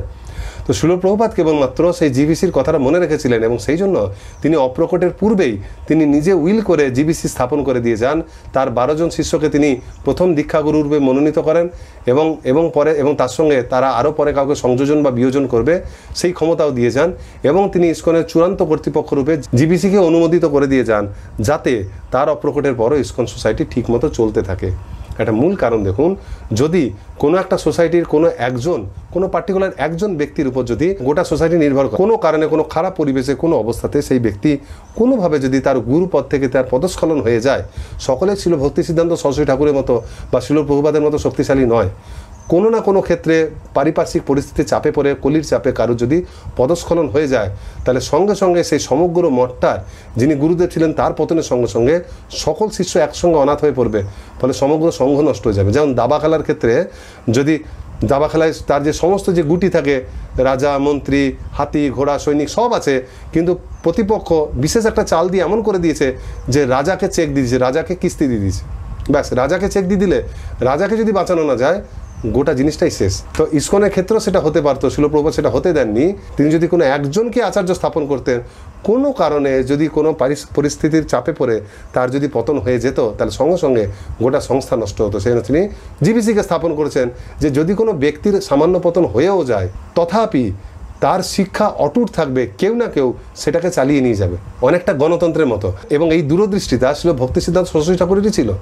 যেহেতু তার কথা শিল প্রভুপাদ মেনেছেন এবং ইসকন সোসাইটিতে সেটা মানা হয়েছে, সেই জন্য সেই সিদ্ধান্ত সরস্বতী ঠাকুরের শিক্ষা অনুসারে এখনও পর্যন্ত এই জিবিসির কর্তৃপক্ষের মাধ্যমে আমরা যথাযথভাবে শিল প্রভুপাদের শিক্ষা লাভ করছি এবং আমাদের ভক্তি জীবনও অটুট থাকছে। কোনো পার্টিকুলার একজন ব্যক্তির উপর আমাদের ভক্তি জীবন নির্ভরশীল নয়, এমনকি একজন গুরুদেবের উপরও নয়, সমগ্র জিবিসির উপর আমাদের ভক্তি জীবন নির্ভরশীল। কোনো আচার্য পদের জন্য এখানে কোনো দাবি দেওয়ারও ব্যাপার নেই, আর সকলে ব্যস্ত হওয়ার জন্য বা মারামারি করারও কোনো প্রসঙ্গ ওঠে না। সব কিছু নিয়ন্ত্রণ করে জিবিসি। সেজন্য জিবিসিকে মেনে চলা মানে হচ্ছে শিল প্রভুপাদকে মেনে চলা এবং শিল ভক্তি সিদ্ধান্ত সরস্বতী ঠাকুরের মনোভাবকে সম্মান প্রদান করা। এই কথা কেন বলতে হচ্ছে? কারণ একটু আগে আমরা আলোচনা করেছিলাম পূর্ব পাঠে, কারণ অনেকে মনে করেন আমরা কেবলমাত্র শিল প্রভুপাদের কাছে দীক্ষা গ্রহণ করবো, মরণোত্তর ঋত্বিকবাদের মতো অদ্ভুত একটা প্রস্তাব তারা নিয়ে এসছে। তো সেই ধরনের কিছু ব্যক্তিত্ব এই জিবিসির অবমাননা করে, তারা জিবিসিকে মানতে চায় না। তো তাদের সম্বন্ধে এখানে বলা হচ্ছে শিল প্রভুপাদের অপ্রকটের পূর্বেই তারা এই ধরনের কথা বলছিলেন। তো শিল প্রভুপাদ সেটা শুনে কি বলেছিলেন সেটা এখানে তুলে ধরা হয়েছে প্রভুপাদ লীলামৃত থেকে। সেখানে প্রভুপাদ বলছেন যে যখন তারা বলে যে তারা ইসকন অথবা জিবিসিকে পছন্দ করে না, তার মানে তারা আসলে বলতে চায় যে তারা আমার নির্দেশ মানতেই পছন্দ করে না, তার মানে তারা আমার আদেশ মানতে পছন্দ করছে না, তার মানে আমার আদেশের প্রতি তাদের কোনো আস্থা নেই, তার মানে আমার প্রতি তাদের কোনো আস্থা নাই। তা হচ্ছে গুরু অপরাধ। তবুও তারা যখন বলে যে তারা আমার প্রতি তাদের আস্থা আছে, সেটা ভণ্ডামি ছাড়া আর কিছু না। মানে একদল ব্যক্তি প্রভুপাদকে বলছে, প্রভুপাদ আমরা আপনাকে মানি, আপনি যা বলেন সব মানবো, কিন্তু ইসকনকে আমরা মানি না, ইসকন অনেক গোলমাল আছে, আর ইসকনের জিবিসিকেও আমরা মানি না। এখন অনেক শিশু বলে আমরা গুরুদেবকে মানি, এটা মানি, ওটা মানি, ইসকনে গোলমাল, ইসকনকে মানি না, আমরা ইসকনের জিবিসিকে মানি না। তো প্রভুপাদ বলছেন যে তুমি যদি আমাকে মানো, আমার কথাকে যদি ঠিক মনে করো, তাহলে ইসকন তো আমারই কথা, জিবিসি তো আমারই কথা বলছে, আমি তো জিবিসি সৃষ্টি করেছি, জিবিসি তৈরি করা, ইসকন গঠন করা, এগুলো আমার আজ্ঞাতে হচ্ছে, আমার আজ্ঞাতে সব পরিচালিত হচ্ছে। আমার আজ্ঞায় যেটা পরিচালিত হচ্ছে তুমি সেটাকে যদি অবমাননা করো, তাহলে তুমি তো ঘুর পথে আমারই অবমাননা করছো। তুমি মুখে বলছো আমাকে মানো, কিন্তু অ্যাকচুয়ালি তুমি আমাকে মানো না। তুমি আমাকে একটা ছবিতে বসিয়ে গলায় মালা দিয়ে আমার নাম করে তুমি নিজে স্বার্থসিদ্ধি করবে, কিন্তু অ্যাকচুয়ালি তুমি আমাকে মানছো না, এটা গুরু অপরাধ। এই জন্য তুমি যেটা দেখাচ্ছ যে তুমি আমার বিরাট বড় ভক্ত, কিন্তু তুমি ইসকন আর জিবিসিকে যদি না মানো, তুমি ভণ্ড ছাড়া আর কিছু নয়। এই জন্য আমাদেরকেও খেয়াল রাখতে হবে, আমরা যদি ইসকন বা জিবিসিকে না মানি, তাদের অবমাননা করি, তাদের নিন্দা বন্ধ করি, এবং যদি বলি আমি গুরুদেবের একনিষ্ঠ ভক্ত, তাহলে আমরা গুরুদেব বা প্রভুপাদকে সন্তুষ্ট কোনোদিনই করতে পারবো না, ওটা আমাদের ভণ্ডামি হবে। 27 পৃষ্ঠায় দেখুন শ্রীল প্রভুপাদের উইলে বলা হয়েছে যে জিবিসি বা গভর্নিং বডি কমিশন হবে সমগ্র আন্তর্জাতিক কৃষ্ণ ভাবনামৃত সংঘের সর্বোচ্চ প্রশাসনিক কর্তৃপক্ষ। প্রভুপাদ অপ্রকটের পূর্বে জুন মাসে 77 সালে এই কথা তার ফাইনাল উইলে বলে গিয়েছিলেন। এটা কারণ মনের কথা না, অনেকে বলে যে অনেকে এটা জোর করে ইসকনের প্রভুপাদের শিষ্যরা এটা করেছেন, কিন্তু প্রভুপাদের উইলে লেখা আছে, উইল কারণ নিজের ইচ্ছা মতো চেঞ্জ করে দেওয়া যায় না। এরপর আমরা এই সম্বন্ধে আলোচনার জন্য চলে যাবো 28 পৃষ্ঠায়। দেখুন 28 পৃষ্ঠায় সেই যে শ্রীল প্রভুপাদ যাদের কথা বলছিলেন যে ইসকনকে মানে না অথচ আমাকে মানে, সেটা একটা রুম কনভারসেশন ইসকন হনুলুলু হাওয়াইতে সেটা হচ্ছিল। তো সেটা পুরো অংশটা এখানে তুলে ধরা হয়েছে যাতে আমরা অবস্থাটা বুঝতে পারি। সেখানে বলা হচ্ছে যে শ্রীল প্রভুপাদের ঘরেই সেই সব ভক্তদের মধ্যে আরেকটি বোঝাপড়া হয়েছিল যারা জোর দিয়েছিল যে তারা শ্রীল প্রভুপাদকে বিশ্বাসের সাথে মানবে, কিন্তু জিবিসির প্রতিনিধি বা ইসকনকে মানতে পারবে না। অ্যাকচুয়ালি হনুলুলু বা হাওয়াইতে বেশ কিছু ভক্ত দলবদ্ধভাবে ইসকন ত্যাগ করে চলে যাচ্ছিল, এবং তারা সেটাও বলছিল যে আমরা যখন চলে যাব দল ছেড়ে, অবশ্যই বলছে এতদিন ইসকনের নামে যে তহবিল, যে টাকা পয়সা সম্পত্তি আমরা একত্রিত করেছি, সেটা আমরা নিয়ে চলে যাবো, সেটা আমরা ভোগ করব। তখন যখন তাদেরকে শ্রীল প্রভুপাদ ডেকেছেন নিজের ঘরে, এবং আরও অন্যান্য ভক্তরা রয়েছেন যারা জিবিসিকে মানে, জিবিসির কর্তৃপক্ষের সামনে তিনি এবং তাদেরকে জিজ্ঞেস করছে তোমরা চলে গেলে কেন, তোমরা কেন থেকে যাচ্ছ না, কেন আত্মসমর্পণ করছো না, তোমরা তো ভক্তি করতে এসছো। তখন তারা জোর দিয়ে বলছে যে প্রভুপাদ আপনাকে আমরা বিশ্বাস করছি, কিন্তু আমরা জিবিসিকে বিশ্বাস করতে পারি না। তো তখন সেখানে জিবিসির একজন প্রতিনিধি ছিল, তার জিনিসটা খুব খারাপ লাগে যে এরা মুখে তো বলছে প্রভুপাদকে মানি, অথচ প্রভুপাদ যখন বলছে থেকে যাও, জিবিসির কাছে আত্মসমর্পণ করো, সেইটা তারা মানছে না, তাহলে তারা কি করে প্রভুপাদের কথা মানছে? তখন তিনি ক্রুদ্ধ হয়ে তাদেরকে বলছেন আপনারা শ্রীল প্রভুপাদকে মানেন? তারা বলছে হ্যাঁ মানি। তাকে বিশ্বাস করেন? হ্যাঁ করি। তিনি যা বলবেন তারা মানবেন? হ্যাঁ মানবো। তো যদি প্রভুপাদ বলেন যে আপনারা জিবিসিকে মানুন তাহলে মানবেন? ব্যাস, তখন আর তারা উত্তর দিতে পারছে না, সমস্ত ঘর চুপ। তারপরে একটু বলছে না আমরা সেটা মানতে পারবো না। তাদের এইটা বলা মাত্র, তাদের না বলা মাত্র শ্রীল প্রভুপাদ ক্রোধিত হয়, টেবিলে একটা ঘুষি মেরে প্রভুপাদ বলছে রাগ করে, দেখো এদের ভণ্ডামি দেখো, এরা বলছে আমার কথা শুনবে, আমি যা বলবো করবে, কিন্তু আমি যখনই বলবো জিবিসিকে মানো তখন এরা মানবে না। তাদের ভণ্ডামি না তো আর কি। শ্রীল প্রভুপাদের কঠিন নিষ্পত্তির পরও তারা যখন তাদের আমরা আপনার শরণাগত কিন্তু ইসকনের নয় এই দর্শন বা নীতিতে অটল থাকলো, তখন শেষ পর্যন্ত শ্রীল প্রভুপাদ তাদের ঘর থেকে বের করে দিয়ে অন্য ভক্তদের বলতে লাগলেন যে যখন তারা বলে যে তারা ইসকন অথবা জিবিসিকে পছন্দ করে না, তার মানে তারা আসলে বলতে চায় যে তারা আমার নির্দেশ মানতেই পছন্দ করে না, তার মানে তারা আমার আদেশ মানতে পছন্দ করে না, মানে আমার প্রতি কোনো আস্থা নেই, তাদের সেটা তাদের গুরু অপরাধ। সুতরাং এটা তাদের ভণ্ডামি। একটু আগে যেটা আলোচনা করলাম সেটা এখানে আরও ডিটেলসে বলা হচ্ছে। কেউ যখন বলে যে না আমরা প্রভুপাদকে মানি, তার শিক্ষা সব কিন্তু ইসকন অনেক গোলমাল, ইসকনকে মানি না, জিবিসিকে মানি না, তো বলতে আপনি দু নৌকায় পা দিয়ে চলছেন। আপনি যাকে সম্মান করছেন, আপনি ইসকনকে মানেন না, মানে আপনি প্রভুপাদকেই মানেন না। আপনারা শ্রী চৈতন্য মহাপ্রভু সেনাপতি ভক্ত তাকেই যখন মানেন না, তাহলে কিভাবে আপনার ভক্তি জীবন টিকে থাকবে? ভক্তি জীবন টিকাতে গেলে শ্রী প্রভুপাদ যেটা বলছেন, জিবিসির মাধ্যমেই আমাকে আমার ভক্তি জীবন চালিয়ে যেতে হবে, আমার নিজের সকপল কল্পিত মত প্রতিষ্ঠা করলে চলবে না। আর এটা আমরা তখনই করতে পারবো যখন আমরা নিজেদেরকে বিরাট বড় পণ্ডিত বলে মনে করব না। যখন কোনো প্রচারক বা ভক্ত নিজেকে সবচেয়ে বড় শ্রেষ্ঠ পণ্ডিত বা আশেপাশে সবার মধ্যে সবচেয়ে বেশি এক্সপার্ট বলে দাবি করে, তার ক্ষেত্রেই সমস্যা হয়, এবং সে কখনোই অন্যদের সঙ্গে সহযোগিতাপূর্ণ সেবা করতে পারে না। সেই জন্য পরবর্তী প্রসঙ্গে বলা হচ্ছে শিষ্যের কর্তব্য গুরুদেবের সামনে নিজেকে মহামূর্খ বলে মনে করা। শ্রী চৈতন্য মহাপ্রভু যথার্থ শিষ্য হওয়ার আদর্শ দৃষ্টান্ত স্থাপন করে গেছেন। গুরুদেব খুব ভালোভাবে জানেন কিভাবে তার শিষ্যকে কোনো বিশেষ সেবায় নিযুক্ত করতে হয়, কিন্তু শিষ্য যদি নিজেকে গুরুর চেয়ে বড় পণ্ডিত বলে মনে করে, তার নির্দেশ অমান্য করে স্বাধীন ইচ্ছানুযায়ী আচরণ করতে শুরু করে, তাহলে তার পারমার্থিক প্রগতি রুদ্ধ হয়। প্রত্যেক শিষ্যেরই কর্তব্য হলো নিজেকে কৃষ্ণতত্ত্ব বিষয়ে সম্পূর্ণরূপে অজ্ঞ বলে মনে করে কৃষ্ণভক্তি লাভের উদ্দেশ্যে সর্বদা গুরুদেবের আদেশ পালন করতে প্রস্তুত থাকা। শিষ্যের কর্তব্য গুরুদেবের সামনে নিজেকে মহামূর্খ বলে মনে করা। এটা সবসময় আমাদের করা উচিত, নিজেকে পণ্ডিত বলে ভাবা উচিত নয়। অনেক ক্ষেত্রে শিষ্যরা বলে যে হ্যাঁ আমরা গুরুদেবের সামনে নিজেকে মহামূর্খ বলে মনে করি, কিন্তু মুশকিল হচ্ছে কি বর্তমান গুরুদেবরা প্রচার কাজে ব্যস্ত থাকা এবং তাদের অনেক শিষ্য থাকায় সরাসরি তার সঙ্গে আমরা এই ব্যাপারে আলোচনা করতে পারি না।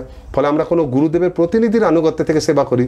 এখন আমরা নিজেকে গুরুদেবের থেকে পণ্ডিত মনে করি না, কিন্তু অনেক সময় প্রতিনিধি থেকে পণ্ডিত মনে করি, মনে করি আমার কর্তৃপক্ষ আমাকে ঠিকমতো যাচাই করে বুঝতে পারছেন না। এটাও কিন্তু একরকমভাবে গুরুদেবকে অবমাননা করে। হ্যাঁ, সত্যি যদি কর্তৃপক্ষের মধ্যে কোনো ত্রুটি থাকে সেটা আলাদা কথা, সেটা আমার জিবিসির নজরে আনা উচিত। নচেত আমার উচিত সেই কর্তৃপক্ষকে মেনে চলা, কারণ তিনি হচ্ছেন গুরুদেবেরই প্রতিনিধি। কারণ এক্ষুনি আমরা বললাম যে ইসকনের ক্ষেত্রে গুরুদেব সরাসরি কিছু বলেন না, গুরুদেব তার লোকাল কর্তৃপক্ষ জিবিসি, লোকাল জিবিসি, এরা সকলে সন্ন্যাসী, এরা সকলেই জিবিসির আনুগত্যে সেবা করেন। সুতরাং তাদের কাউকে অবমাননা করা মানে হচ্ছে জিবিসিকে অবমাননা করা। জিবিসিকে অবমাননা করে প্রভুপাদকে সন্তুষ্ট করা অসম্ভব ব্যাপার। তো এইখানে আমাদের এই চতুর্থ পাঠের সঙ্গে সঙ্গে প্রথম অধ্যায় শেষ। এবার দ্বিতীয় অধ্যায় হচ্ছে গুরুদেবের সঙ্গে আমাদের সম্পর্ক। এখানে টোটাল 3টে পাঠ রয়েছে। একটা হচ্ছে গুরু পদাশ্রয়, 2 হচ্ছে গুরু নির্বাচন, এবং 3 নম্বর হচ্ছে দীক্ষাকালীন যে আমাদের কাজকর্ম, দীক্ষাকালীন যে শিষ্যরা যে প্রতিজ্ঞা সমূহ গ্রহণ করে সেগুলো পালন করতে হবে, তার গুরুত্বকে, এইসব সম্বন্ধে 3টে পাঠ রয়েছে। আজকে তার প্রথমটা নিয়ে আলোচনা করবো এর সঙ্গে, সেটা হচ্ছে গুরু পদাশ্রয়। আমরা যখন কোনো গুরুদেবের চরণ আশ্রয় করব, পদাশ্রয় মানে আমরা গুরুদেবের চরণে প্রণাম করব, পুষ্প নিবেদন করবো, ব্যাস হয়ে গেল, এটা নয়। অনেক সময় ভক্তরা, নবীন ভক্তরা মনে করে না আমাদের গুরুদেবের চরণে গিয়ে একটু পুষ্প নিবেদন করলে গুরু চরণাশ্রয় হয়ে যায়। এটা কোনো গুরুত্ব, এটা নিয়ে করতে হয়, এটা করলে তার 6 মাস পর দীক্ষা পাওয়া যায় না। গুরু চরণাশ্রয় করার মানে হচ্ছে অনেক সময় বিবাহের সময় যেমন আশীর্বাদ হয়, মানে পাকা কথা হয়ে যায়, তারপর সেই কন্যা সেই পুরুষের সঙ্গে বিবাহ স্থির, খালি বিবাহটা হয়নি, এই দীক্ষার ক্ষেত্রেও ঠিক তাই। এমত অবস্থায় সেই শিষ্য চরণাশ্রয় করার পর যদি অপ্রকট হয়, তাহলে সেই গুরুদেব তার দায়িত্ব গ্রহণ করেন। এটা হচ্ছে গুরু চরণাশ্রয় গুরুত্ব। সেই দিন থেকে আমি গুরুদেবের চরণকে আশ্রয় করে চলবো, আর আমি নিজের স্বেচ্ছাচারিতা বন্ধ করব। তো গুরু চরণাশ্রয় পূর্বে আমাদের শিল প্রভুপাদের আশ্রয় আসা একান্ত প্রয়োজনীয়, কারণ সেই গুরুদেবকে আমি গুরুরূপে গ্রহণ করছি, কারণ তিনি শিল প্রভুপাদের শিক্ষার প্রকৃত অনুগামী, প্রকৃত প্রতিনিধি। সেই জন্য শিল প্রভুপাদের শিক্ষাটা আমার জানা জরুরি। আমরা গুরুদেবকে গ্রহণই করছি যাতে শিল প্রভুপাদের শিক্ষা লাভ করতে পারি, শিল প্রভুপাদের সঙ্গে আমরা যুক্ত হতে পারি, শিল প্রভুপাদের মনোভাব এবং উদ্দেশ্য উপলব্ধি করে সেই অনুসারে সেবা করতে পারি। সেই জন্য গুরু চরণাশ্রয়ের বা গুরু পদাশ্রয়ের সবচেয়ে বড় একটা প্রিরিকুইজিট, মানে একটা যোগ্যতা হচ্ছে আমাদের সর্বপ্রথম প্রভুপাদের সঙ্গে সম্পর্ক করে তুলতে হবে। 30 পৃষ্ঠাতে দেখুন, সেখানে বলা আছে ইসকনের প্রত্যেক ভক্তের সঙ্গে শিল প্রভুপাদের অনন্য সম্পর্ক বিদ্যমান। আন্তর্জাতিক কৃষ্ণ ভবনামত সংঘের প্রতিষ্ঠাতা আচার্য এবং আমাদের সংঘের সর্বশ্রেষ্ঠ শিক্ষাগুরু চূড়ান্ত কর্তৃপক্ষ রূপে প্রত্যেক ভক্তের সঙ্গে শিল প্রভুপাদের এক অনন্য সম্পর্ক, এটা আমরা আগেও আলোচনা করলাম। সেই জন্য আমাদের সর্বপ্রথম উচিত নতুন ভক্তকে শিল প্রভুপাদের সঙ্গে যুক্ত করা। যত দৃঢ়ভাবে তারা প্রভুপাদের সঙ্গে যুক্ত হবে, তত দৃঢ়ভাবে তাদের ভক্তি জীবন এগিয়ে যাবে। এটাই পরবর্তী অংশে বলা হচ্ছে যে ইসকন ভক্তগণ নতুন সদস্যদের শিল প্রভুপাদের পদাশ্রয় এবং কৃষ্ণ ভাবনায় যারা তাদের প্রশিক্ষণ, সহায়তা, শিক্ষা দিচ্ছেন, তাদের দিক নির্দেশনা গ্রহণ করার শিক্ষা দেবেন। ইসকন সদস্যরা কবে কার কাছ থেকে দীক্ষা গ্রহণ করতে চায় সেটা তারা নিজেরাই নির্ধারণ করবে, কিন্তু তারা প্রভুপাদকে ইসকনের প্রতিষ্ঠাতা আচার্য এবং সর্বশ্রেষ্ঠ শিক্ষাগুরু রূপে গ্রহণ করে নেবে। আমরা যাদেরকে পুষ্টি দিচ্ছি, যাদেরকে প্রচার করছি, আমরা তাকে জোর করে বলবো না যে তোমাকে এই গুরুদেবের কাছ থেকে দীক্ষা নিতে হবে, সেটা তারা ঠিক করবে। কিন্তু যেটা আমাকে করতে হবে, তাদেরকে প্রভুপাদের চরণে আশ্রিত করতে হবে, যে আমি শিল প্রভুপাদের অনুগতে থাকবো। তার যে কোনো প্রতিনিধির মাধ্যমে আমি দীক্ষা নেই না কেন, আমি আনুগত্য শিল প্রভুপাদের কোনোদিন ছাড়বো না, এবং তার আনুগত্যে তাকে সন্তুষ্ট করার জন্য আমি ভক্তি জীবন পালন করব, আমার সেবা কার্য চালিয়ে যাব। এইটা আমাদের প্রত্যেক প্রচারককে অনুরোধ করা হচ্ছে, এটা যেন প্রথমে করা হয়। সেই জন্য যখনই তারা প্রভুপাদকে আশ্রয় করবেন, তাদের সেবা প্রভুপাদের মাধ্যমে চৈতন্য মহাপ্রভু হয়ে ভগবানের দিকে এগাতে থাকবেন। এই জন্য পরবর্তী অংশে বলা হয়েছে আমরা যখনই প্রণাম করব, কোনো অল্টারকে প্রণাম, শ্রী বিগ্রহ প্রণাম করব, সর্বপ্রথম প্রভুপাদের প্রণাম মন্ত্র বলবো, তারপর শ্রী বিগ্রহের প্রণাম মন্ত্র বলবো। প্রভুপাদকে প্রণাম করার মাধ্যমে সেই প্রণাম পরম্পরা ধারায় কৃষ্ণের কাছে যাবে। কিন্তু যারা গুরুচরণ আশ্রয় করে নিচ্ছেন বা তারপর যাদের দীক্ষা হয়ে যাচ্ছে, তখন তো তারা তাদের গুরুদেবেরও প্রণাম মন্ত্র বলে ভগবানকে প্রণাম করবেন বা অন্যান্য সেবা শুরু করবেন। তো সেই ক্ষেত্রে করণীয় হচ্ছে প্রণাম করার সময় নিজের গুরুদেবের প্রণাম মন্ত্র বলার পর অবশ্যই সেই সঙ্গে শিল প্রভুপাদেরও প্রণাম মন্ত্র আমাদের বলতে হবে। এই সম্মানটা দেখানো উচিত, কারণ আমরা এটা বোঝাবো যে আমাদের গুরুদেব স্বয়ং সম্পূর্ণ নন, তিনি শিল প্রভুপাদের আশ্রিত। সেই জন্য তিনি আমার গুরু এবং তিনি শিল প্রভুপাদের সর্বশ্রেষ্ঠ প্রতিনিধি আমার কাছে। সেই জন্য আমি তাকে গুরুরূপে বরণ করেছি। তাই তাকে গুরুরূপে বরণ করলেও আমি শিল প্রভুপাদই আমাদের চূড়ান্ত নির্দেশক, এইটা মনে রেখে আমরা গুরুদেবের যেমন প্রণাম মন্ত্র বলবো, সঙ্গে সঙ্গে আমরা শিল প্রভুপাদের প্রণাম মন্ত্র বলবো। অনেক সময় বলবো যে দেরি হয়ে যাচ্ছে, এত প্রণাম মন্ত্র বা সময় নেই। সেই ক্ষেত্রে বলছে যদি সময় না হয় তাহলে অন্তত প্রথমটুকু বলবো, নমঃ বিষ্ণুপাদায় কৃষ্ণপৃষ্ঠায় ভূতলে শ্রীমতে ভক্তিবেদান্ত স্বামিন ইতি নামিনে। এইটুকু অন্তত আমরা বলার চেষ্টা করব। এর মাধ্যমে আমরা শিল প্রভুপাদের কৃপা সবসময় লাভ করব। এর পরের পৃষ্ঠায় দেখুন, আমরা যেমন একটু আগে যে কিভাবে আমরা দিক নির্দেশনা কিভাবে আমরা ইসকনের সেবার নির্দেশনা বা ভক্তি জীবনের নির্দেশনা পাচ্ছি সেটা যেমন আমরা একটা ছকের আকারে দেখলাম, এইখানে আরেকটা ছোট্ট ছকের মাধ্যমে দেওয়া আছে আমরা কিভাবে জীবনের শিক্ষা পরম্পরার মাধ্যমে লাভ করছি। এখানে ছোট্ট ছকে দেখানো হচ্ছে আমরা হচ্ছে শিষ্যের জায়গায় রয়েছি। নিজেকে শিষ্যের জায়গায় দেখুন। আমরা শিল প্রভুপাদের শিক্ষাই লাভ করি তিনভাবে। এক হচ্ছে সরাসরি শিল প্রভুপাদ থেকে গ্রহণ করি, কারণ শিল প্রভুপাদের গ্রন্থ আদি পড়ে, তার লেকচার শুনে, তার বিভিন্ন কথোপকথন চিঠিপত্র পড়ে আমরা শিল প্রভুপাদের যে শিক্ষাগুলো লাভ করি সেটা আমরা জীবনে সেই অনুসারে করার চেষ্টা করি। তাহলে এইভাবে আমরা শিল প্রভুপাদ থেকে সরাসরি একটা শিক্ষা পাই। দ্বিতীয় একটা শিক্ষা পাই গুরুদেবের মাধ্যমে, দীক্ষাগুরুর মাধ্যমে। শিল প্রভুপাদকে সেই দীক্ষাগুরু অনেক কাছ থেকে দেখেছেন, তিনি তার নির্দেশে অনেক সেবা করেছেন, সুতরাং তিনি শিল প্রভুপাদের যে নির্দেশগুলি আমাদেরকে প্রদান করেন, যে শিক্ষাগুলি প্রদান করেন, তার মাধ্যমে আমরা প্রভুপাদের শিক্ষা পাই। আর তৃতীয়ত আমাদের এক বা একাধিক শিক্ষাগুরু রয়েছেন যারা সবসময় আমাদেরকে শিক্ষা প্রদান করেন ছোটোখাটো ব্যাপারে। তারাও শিল প্রভুপাদের সঙ্গে সরাসরিভাবে বা গুরুদেবের মাধ্যমে বা গ্রন্থের মাধ্যমে শিল প্রভুপাদের শিক্ষাগুলিকে ভালোভাবে বোঝেন এবং অনুধাবন করেন এবং কোন ক্ষেত্রে কী করা উচিত তাদের সেই আইডিয়া আছে। তো সেইভাবে তারাও শিল প্রভুপাদের শিক্ষাগুলিকে আমাদের কাছে খুব সহজভাবে তুলে ধরেন প্রাণবন্ত করে, তাদের মাধ্যমে আমরা শিক্ষা লাভ করি। সুতরাং একজন শিষ্য যেভাবেই গ্রহণ করুন না কেন শিল প্রভুপাদেরই শিক্ষা লাভ করে তিনভাবে: সরাসরি প্রভুপাদের গ্রন্থের মাধ্যমে, লেকচারের মাধ্যমে, তার দীক্ষাগুরুদের মাধ্যমে, তার দীক্ষাগুরুদেবের মাধ্যমে এবং শিক্ষাগুরু বা শিক্ষা গুরুদেবদের মাধ্যমে।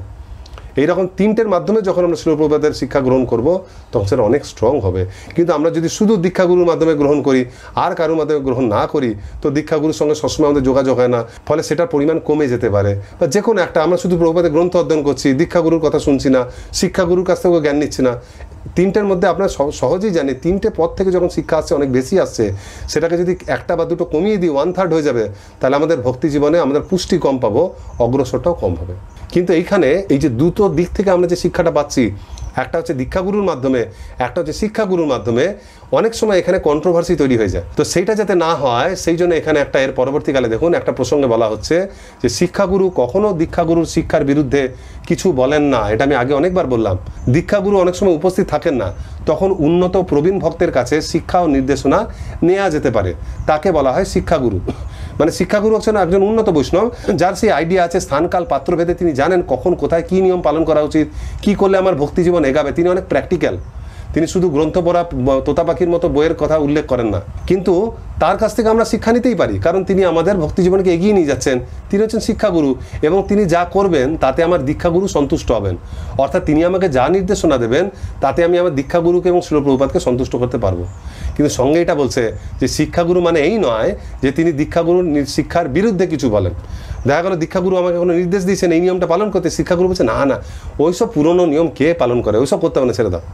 এরকম কথা তিনি কিন্তু বলতে পারেন না। দীক্ষাগুরু যখন দিয়েছেন তিনিও উপলব্ধি করবেন যে না এটা অবশ্যই গুরুত্ব রয়েছে, তবেই তো তিনি শিক্ষাগুরু। যদি কেউ সেটা না করে, শিক্ষাগুরু সেজে বসে থাকে আর নিজের মতো একটা কথা, নিজের কথা বলে ভক্তদেরকে পরিচালিত করে, জোর করে নিজেকে শিক্ষাগুরু রূপে লোকের উপর চাপিয়ে তার নিজের কথা শুনতে বাধ্য করে, প্রভুপাদ বলছেন তিনি শিক্ষাগুরু নন, তিনি একটা বদমাইশ।